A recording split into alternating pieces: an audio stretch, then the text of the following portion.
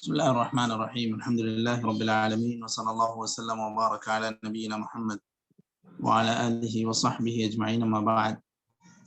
ہم لوگ علم السنة المنشورة للإمام حافظ بن احمد الحکمی رحمہ اللہ اس کتاب کو پڑھ رہے ہیں اور اس میں ہم لوگ سوال نمبر 47 پڑھ رہے ہیں. یہ آج کا ہمارا حلقہ نمبر 14 ہے. جی شیخ شروع کریں، پڑھنا ہے ہم کو. ما هو الشرك الاصغر، یہاں سے سوال نمبر 47. جی شیخ شروع کریں. پی ڈی ایف کے نسخوں میں بسم الله الرحمن الرحيم. ما هو الشرك الأصغر؟ هو يسير الرياء الداخل في تحسين العمل المراد به الله تعالى. قال الله تعالى: فمن كان يرجو لقاء ربه فليعمل عملا صالحا ولا يشرك بعبادة ربه أحدا. وقال النبي صلى الله عليه وسلم: أخوف ما أخاف عليكم الشرك الأصغر.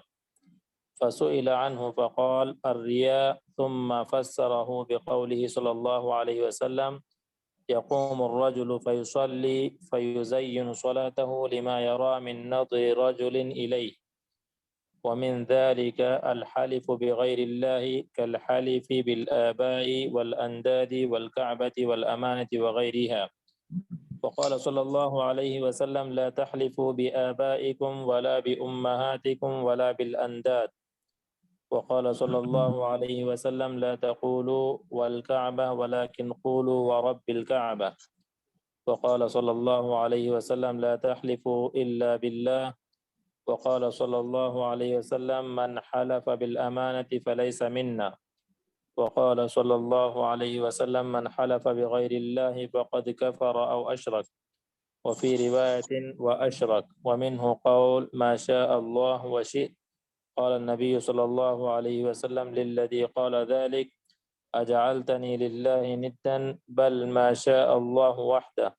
ومنه قول لولا الله وأنت وما لي إلا الله وأنت وأنا داخل على الله وعليك ونحو ذلك. قال صلى الله عليه وسلم: لا تقولوا ما شاء الله وشاء فلان ولكن قولوا ما شاء الله ثم شاء فلان. قال أهل العلم: ويجوز لولا الله ثم فلان ولا يجوز لولا الله وفلان. السؤال: ما الفرق بين الباب وثم في هذه الألفاظ؟ لأن العطف بالباب يقتضي المقارنة والتسوية، فيكون من قال ما شاء الله وشئت فقارنا مشيئة العبد بمشيئة الله مسويا بها، بخلاف العطف بثم المقتضية للتبعية. فمن قال ما شاء الله ثم شئت فقد أقر بأن مشيئة العبد تابعة لمشيئة الله تعالى لا تكون إلا بعدها، كما قال تعالى: وما تشاءون إلا أن يشاء الله. وكذلك البقية. السؤال: ما هو توحيد الربوبية؟ يكفي شيخ؟ یہ توحید ربوبیہ بھی ایک پڑھ لیں، ہو جائے گا. ما هو توحيد الربوبية؟ الجواب: هو الإقرار الجازم بأن الله تعالى رب كل شيء ومليكه وخالقه کیا بولے؟ رب کل شیء، رب كل شيء ومليكه وخالقه ومدبره والمتصرف انا کی خبر ہے وہ. والمتصرف فيه لم يكن له شريك في الملك ولم يكن له ولي من الذل ولا راد لأمره ولا معقب لحكمه ولا مضاد له ولا مماثل له ولا سمي له ولا منازع في شيء من معاني ربوبيته ومقتضيات أسمائه وصفاته. قال الله تعالى: الحمد لله الذي خلق السماوات والأرض وجعل الظلمات والنور، بل السورة كلها. وقال تعالى: الحمد لله رب العالمين. وقال تعالى: قل من رب السماوات والأرض قل الله. قل أفاتخذتم من دونه أولياء لا يملكون لأنفسهم نفعا ولا ضرا. قل هل يستوي الأعمى والبصير أم هل تستوي الظلمات والنور أم جعلوا لله شركاء خلقوا كخلقه فتشابه الخلق عليهم قل الله خالق كل شيء وهو الواحد القهار. الآيات. وقال تعالى الله الذي خلقكم ثم رزقكم ثم يميتكم ثم يحييكم هل من شركائكم من يفعل من ذلكم من شيء سبحانه وتعالى عما يشركون. وقال تعالى هذا خلق الله فأروني ماذا خلق الذين من دونه. وقال تعالى أم خلقوا من غير شيء أم هم الخالقون أم خلقوا السماوات والأرض بل لا يوقنون. وقال تعالى رب السماوات والأرض وما بينهما فاعبده واصطبر لعبادته هل تعلم له سميا. وقال تعالى ليس كمثله شيء وهو السميع البصير. وقال تعالى وقل الحمد لله الذي لم يتخذ ولدا ولم يكن له شريك في الملك ولم يكن له ولي من الذل وكبره تكبيرا. وقال تعالى قل ادعوا الذين زعمتم من دونه لا يملكون مثقال ذرة في السماوات ولا في الأرض وما لهم فيهما من شرك وما له منهم من ظهير. ولا تنفع الشفاعة عنده إلا لمن أذن له حتى إذا فزع عن قلوبهم قالوا ماذا قال ربكم قالوا الحق وهو العلي الكبير. چلیے ٹھیک ہے، کافی ہے۔ بسم اللہ الرحمن الرحیم، الحمد للہ رب العالمین وصلی اللہ وسلم وبارک علی نبینا محمد وعلی آلہ وصحبہ اجمعین، اما بعد۔ ہم لوگ اعلام سنت المنشورہ لاعتقاد الطائفۃ الناجیۃ المنصورہ للامام الحافظ احمد الحکمی رحمہ اللہ، اس کتاب کو پڑھ رہے ہیں، اور اس میں ہم لوگ آج سوال نمبر 47 پڑھنے جا رہے ہیں، جو اس کتاب میں حلقہ نمبر 14 ہے۔ یہاں ہماری کتاب کے نسخے میں صفحہ نمبر 39 ہے، پی ڈی ایف کے نسخوں میں صفحہ نمبر 51 ہے۔ سب سے پہلے یہاں سوال ہے جو اس سے پہلے گزرا سوال، ما هو الشرک الاکبر، شرک اکبر کیا ہے؟ تو اس کے بالمقابل اس کے بعد الشرک الاصغر کہہ کے انہوں نے مزید شرک اکبر کے بعد جو شرک ہے اس کو شرک اصغر کہتے ہیں، اس کی وضاحت کے لیے یہ سوال درج کیا ہے۔ ابھی جیسا کہ ہم لوگ گزشتہ سوال میں پڑھ چکے ہیں کہ اللہ کے علاوہ کسی اور کو اللہ کے برابر ٹھہرانا، اتخاذ العبد من دون اللہ ندا یسویہ برب العالمین، کہ اللہ کے برابر کسی کو ٹھہرانا، اللہ کی طرح اسے چاہنا، اللہ کی طرح اس سے ڈرنا، اللہ کی طرح اس سے مانگنا، اللہ کی طرح اس سے اپنے حاجات کو پورے کرنے کا مطالبہ کرنا، یہ ساری چیزیں شرک اکبر ہے۔ یعنی اللہ کے برابر کسی کو ٹھہرا دینا، اس کو ہی اللہ سمجھنا، اللہ کو اور اس انسان کو یا ولی کو اللہ کے برابر سمجھنا کہ چاہے وہاں مانگو چاہے یہاں مانگو دونوں ایک ہی بات ہے، اس طرح کا عقیدہ رکھنا، یہ شرک اکبر ہے۔ اب اس شرک اکبر کے بعد کچھ چیزیں ایسی ہیں جو شرک اصغر کہلاتی ہیں۔ اب دیکھیے یہاں پر اس کی تعریف شرک اصغر کی یہ کی گئی ہے، یسیر الریا، الریا مطلق پوری طرح ریا نہیں، حتیٰ کہ یسیر الریا الداخل فی تحسین العمل المراد به اللہ تعالی، ایک ایسا کام جو اللہ کی رضا کے لیے کیا جائے، اس میں تھوڑا سا ریاکاری کا شائبہ ہو، اس میں تھوڑی سی ریاکاری مل جائے۔ یعنی نماز جو پڑھتا ہے انسان، نہ اپنے استاذ کے لیے پڑھتا ہے، نہ والدین کے لیے پڑھتا ہے، نہ کسی مشرف یا مراقب کے لیے پڑھتا ہے، بلکہ وہ تو اللہ ہی کے لیے پڑھتا ہے۔ لیکن جب ان لوگوں کی اپنے کسی سرپرست کی نگرانی ہو رہی ہے، کوئی ایسا انسان جس سے آپ کے مفادات وابستہ ہیں، یہ سوچتے ہیں کہ آپ کے اچھے سمجھنے سے وہ اگر آپ کو اچھا سمجھیں گے تو آپ کو اس کا فائدہ ہوگا. اس اعتبار سے آدمی اپنے آپ کو نیک ظاہر کرنے کے لیے نماز جو اپنی کیفیت سے پڑھتا ہے، جب جو ہے 4 منٹ میں 2 رکعت پڑھتا تھا، اگر کسی کے دیکھنے سے 8 منٹ پڑھنے لگے، 6 منٹ پڑھنے لگے، تو اس کا مطلب یہ ہے کہ وہ اپنی عادت سے ہٹ کے یا اپنے معمول سے ہٹ کے کسی اور کی رضامندی کے لیے اگر وہ پڑھنے لگے ان کی تعریف کے لیے، تو پھر یہ ریاکاری ہوگی. اور یہ تھوڑی سی ریاکاری بھی شرک اصغر ہے. کیوں شرک اصغر کیوں ہے؟ اس لیے کہ اللہ تعالیٰ نے کہا فَلْيَعْمَلْ عَمَلًا صَالِحًا وَلَا يُشْرِكْ بِعِبَادَةِ رَبِّهِ أَحَدًا.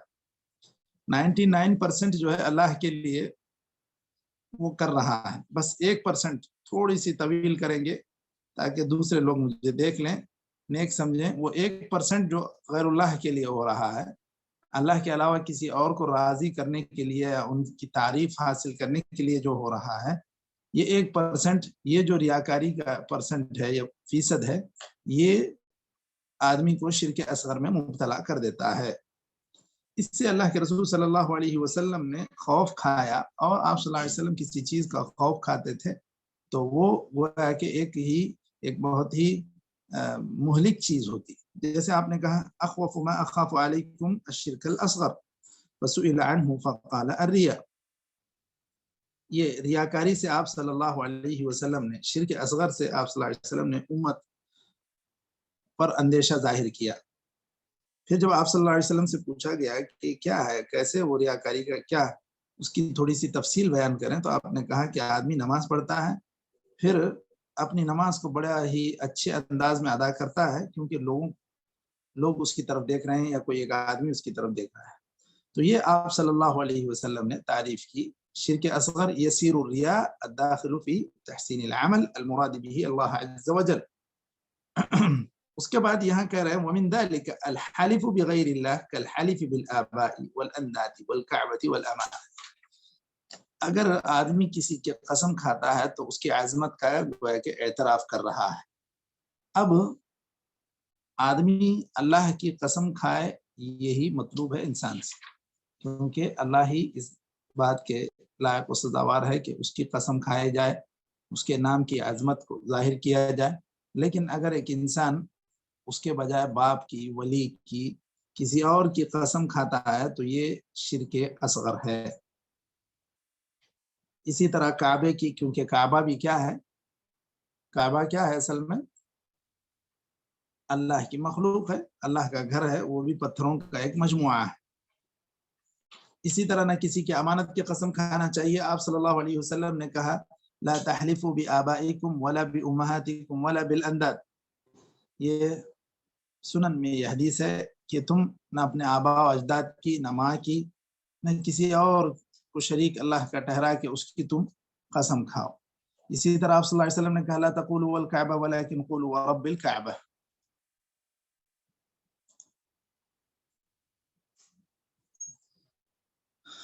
اسی طرح آپ نے کہا من حلف بغیر اللہ فقد کفر او اشرک وفی روایت واشرک. تو یہ ساری حدیثیں ہیں جو حلف بغیر اللہ کو شرک اصغر بتلا رہی ہیں. اس کو شرک اصغر بتلایا گیا اور اس سے بھی منع کیا گیا. کیوں منع کیا گیا مشائخ سے؟ شرک اصغر سے کیوں منع کیا گیا؟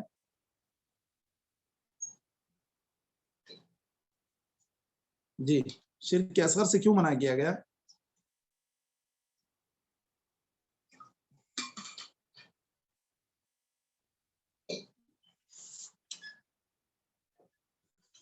کیا والا سوال؟ نہیں، شرک اصغر سے بھی منع کیا گیا ہے مومنوں کو، مسلمانوں کو. کیوں منع کیا گیا؟ شرک اصغر سے ہی پھر شرک اکبر کی طرف جاتے ہیں. ہاں بالکل، یہ شرک اصغر ہی انسان جو ہے جب ارتکاب کرتا ہے تو یہی انسان کو لے جاتا ہے بڑے شرک کی طرف. جس طرح ایک انسان چھوٹے چھوٹے گناہ کرتے کرتے بڑے گناہ کی ہمت اپنے اندر پاتا ہے اور اس کے بعد وہ بڑے گناہ کی طرف بڑھنے لگتا ہے. تو اسی لیے شرک اصغر سے بھی اللہ کے رسول صلی اللہ علیہ وسلم نے منع کیا. یہ مختلف مثالیں ہیں. دیکھیے حلف میں بھی کہ کسی کی بھی اللہ کے علاوہ قسم نہ کھائی جائے، اور اسی طرح ریاکاری بھی نہ ہو اپنے کسی بھی کام میں۔ ریاکاری صرف وہ نماز پڑھنے سے متعلق جو کہا گیا وہ تو ایک مثال دی ہے آپ صلی اللہ علیہ وسلم نے۔ اگر کوئی آدمی صدقہ کرتا ہے اور اس کا مقصد یہ ہے کہ بھائی وہ دیکھ رہا ہے اسی لیے کروں، وہ دیکھ 5 ریال دینے کا ارادہ تھا، کوئی آدمی دیکھ رہا ہے تو اس کے لیے 10-20 ریال بڑھ کے دے رہا، تو یہ ساری چیزیں ریاکاری میں ہی شامل ہوں گی۔ تو آدمی کی نیت اگر اللہ کے علاوہ کسی اور کو راضی کرنے کی نیت ہے، تو کسی اور کو اچھا، کسی اور کی تعریف بٹورنے کی نیت ہے، تو یہ ساری چیزیں ریاکاری میں داخل ہوں گی۔ اسی طرح یہاں پر دیکھیے حلف کے بعد ایک اور چیز، کسی اور کو جملے میں بھی جو آدمی احتیاطی تدبیریں انسانوں کو گفتگو میں بھی یہ بتلائی گئی ہیں کہ وہ ایسے جملے ادا نہ کرے جو اللہ تعالیٰ کی عظمت کے منافی ہو، یا اللہ تعالیٰ نے کوئی آپ کا کام کیا، اب آپ ایسا جملہ ادا کریں کہ بھائی اس ادارے میں، اس کمپنی میں جو آپ چاہیں گے وہی ہوگا، جو آپ چاہتے ہیں وہی ہوتا ہے، ایسے جملے نہ کہیں۔ یہاں دیکھیے ایک آدمی آ کے نبی کریم صلی اللہ علیہ وسلم کی خدمت میں یہ کہا ما شاء اللہ وشئت، وہی ہوگا جو آپ چاہیں گے اور اللہ چاہے گا، دونوں کو ایک ہی ساتھ ملا دیا۔ تو آپ صلی اللہ علیہ وسلم نے کہا کیا تم اللہ کے برابر مجھے ٹھہرا رہے ہو، یا اللہ کے کیا شریک مجھے ٹھہرا رہے ہو؟ بل ما شاء اللہ وحدہ، جو اللہ چاہے گا بس صرف جو اللہ چاہے گا وہی ہوگا، میرے چاہنے سے کچھ نہیں ہونے والا ہے۔ اب اسی طرح لولا اللہ وانت، اگر اللہ نہیں ہوتا مجھے، یعنی کہ مثلا کسی حادثے سے کوئی انسان بچ گیا، اب سامنے والے کی تعریف میں ایسا کہے لولا اللہ وانت، تو پھر آپ اس ڈرائیور کی تعریف کرنے کے لیے ایسا جملہ استعمال کریں یا اس کو خوش کرنے کے لیے کریں، یہ شرک اصغر میں داخل ہوگا۔ بلکہ صرف ایسا ہی کہنا چاہیے لولا اللہ ثم انت، وہ آ رہا ہے بعد میں، ثم کا لفظ آ رہا ہے، وما لی الا اللہ وانت وانا داخل علی اللہ وعلیک، یعنی اپنی مراد کو پورا کرنے کے لیے میں اللہ کے پاس اپنی حاجت رکھتا ہوں، پھر تمہارے پاس رکھتا ہوں۔ پھر کا جملہ اگر استعمال کرتا ہے، ثم کا جملہ اگر استعمال کرتا ہے، تو یہ تبعیہ کا پتہ دیتے ہیں، اور اس سے یہ پتہ چلتا ہے کہ یہ اس کے بعد آنے والا جملہ پہلے کے تابع ہے۔ تو دیکھیے یہاں پر اللہ کے رسول صلی اللہ علیہ وسلم نے کہا لا تقولوا ما شاء اللہ وشاء فلان ولكن قولوا ما شاء اللہ ثم شاء فلان، یہ ثم کے لفظ پر مزید یہاں پر وضاحت آگے بھی آ رہی ہے۔ دیکھیے قال اہل العلم ويجوز لولا اللہ ثم فلان ولا يجوز لولا اللہ وفلان، واو کے ساتھ کسی کو بھی جمع کرنا اللہ کے ساتھ یہ درست نہیں ہے، بلکہ ثم کے ساتھ آپ جمع کر سکتے ہیں۔ دیکھیے یہاں پر وہی سوال دوبارہ آ رہا ہے کہ ما الفرق بین الواو و ثم فی هذه الالفاظ، ان الفاظ میں واو اور ثم میں کیا فرق ہے؟ جواب میں کہہ رہے ہیں عطف بالواو دونوں میں، یعنی کہ اگر کسی چیز کو ہم جوڑتے ہیں، ملاتے ہیں واو کے ذریعے سے، تو یہ مقارنہ اور تسویہ، موازنہ اور برابری، یہ چیز ہو جائے گی واو کے اندر۔ تو اگر کوئی آدمی کہتا ہے ما شاء اللہ وشئت، تو مطلب ہے کہ تمہارا چاہنا اللہ کا چاہنا دونوں برابر، یعنی اس میں ایسی بات معلوم ہو رہی ہے گویا کہ تمہاری چاہت بھی ایک مستقل ایک حیثیت رکھتی ہے، جس طرح کہ اللہ تعالیٰ کی چاہت اپنی ایک حیثیت رکھتی ہے۔ تو اس طرح ملانے سے آپ صلی اللہ علیہ وسلم نے منع کیا۔ دیکھیے قارنا مشیئت العبد بمشیئت اللہ مسویا بها بخلاف العطف بثم، یہاں دونوں کو ما شاء اللہ وشئت کہنے کی صورت میں دونوں کو برابر کر دیے، دونوں کی مشیت، دونوں کی چاہت، اللہ چاہے تو بھی ہوگا یہ انسان میں، یہ فلاں ولی چاہے تو بھی ہوگا۔ اگر ایسی بات کہتا ہے تو پھر گویا کہ وہ شرک کر رہا ہے۔ اسی لیے الفاظ میں بھی اتنا احتیاط برتنا چاہیے کہ آدمی کوئی بات کہے تو ما شاء اللہ ثم شئت، جو اللہ چاہے مطلب ہے کہ وہی ہوگا، ثم شئت پھر آپ کی چاہت، تو مطلب یہ کہ آپ کی چاہت مستقل کوئی حیثیت نہیں رکھتی، اللہ تعالیٰ چاہے گا اور اللہ تعالیٰ کا یہ فیصلہ ہوگا، پھر آپ چاہیں گے اور اس کے لیے تدبیر اختیار کریں گے تو یہ کام ہوگا، ورنہ نہیں ہوگا۔ دیکھیے اللہ تعالیٰ نے کہا وَمَا تَشَاءُونَ إِلَّا أَن يَشَاءَ اللَّهُ، تم چاہتے بھی ہو تو بس اللہ جو چاہے گا وہی تمہاری چاہت پوری ہوگی، ورنہ اگر اللہ تعالیٰ نہیں چاہے گا تو تمہارے چاہنے سے کچھ بھی نہیں ہوگا۔ اسی طرح صرف مشیت ہی نہیں، جو بھی اللہ تعالیٰ اگر آپ کے حق میں بہتری لکھے گا تو ہی آپ کا بہتر ہوگا، ورنہ نہیں ہوگا۔ اللہ آپ کی زندگی لکھا رہے گا تو ہی آپ زندہ رہیں گے، زندہ باقی رہیں گے، ورنہ کسی کار کے آپ کے پاس سے حادثہ بچ کے گزر جانے سے آپ کی زندگی بڑھ نہیں جاتی۔ وہ اللہ تعالیٰ نے ایسا لکھا ہے کہ اللہ تعالیٰ آپ کو ایک موقع دے گا، آپ کو اس موقع پر اس حادثے پر بچائے گا تو ہی وہ انسان بچے گا، ورنہ تو نہیں بچے گا۔ تو یہ ثم کا لفظ استعمال کرنا گفتگو میں یہ بالکل ضروری ہے۔ آپ صلی اللہ علیہ وسلم نے یہاں کہا لیکن قولوا ما شاء اللہ ثم شاء فلان، لوگ عموماً اس میں بہت بے احتیاطی برتتے ہیں اور یہ کہتے ہیں بس ان کی مہربانی ہے اس سے سب ہو گیا۔ گفتگو میں ایسے الفاظ کرتے ہیں کہ آپ کی مہربانی سے سارے کام ٹھیک ہو گئے۔ اللہ کی گویا کہ ایک طرح سے ناشکری ہے، اللہ تعالیٰ کی مہربانی ہوئی تو یہ کام ہوا۔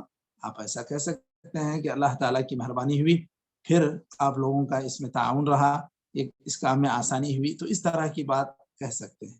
چاہے آپ اردو میں کہیں، چاہے عربی میں کہیں، چاہے کسی اور زبان میں کہیں، اس چیز کا فرق ضرور لحاظ رکھیں، دونوں کو برابر نہ کریں، ورنہ یہ شرک اصغر کا ارتکاب ہو جائے گا۔